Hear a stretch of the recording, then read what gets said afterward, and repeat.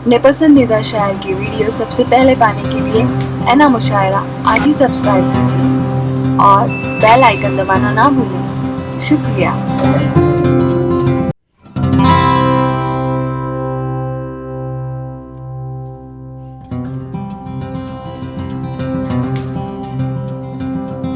सच्ची लगती है और अच्छी लगती हैं तो फिर आपकी भी दुआएं चाहूंगा जोरदार तालियों के साथ कि अगर हिंदू मुस्लिम एक हो, नहीं सुनने के बाद, कि अगर हिंदू मुस्लिम एक हो जाएं तो क्या हो सकता है। मैंने 4 मिसरों में पेश किया है। कोई हमारा कुछ भी नहीं कर पाएगा, आंख दिखाने वाला खुद पछताएगा। अगर हिंदू मुस्लिम एक हो जाएं, कोई हमारा कुछ भी नहीं कर पाएगा, आंख दिखाने वाला खुद पछताएगा।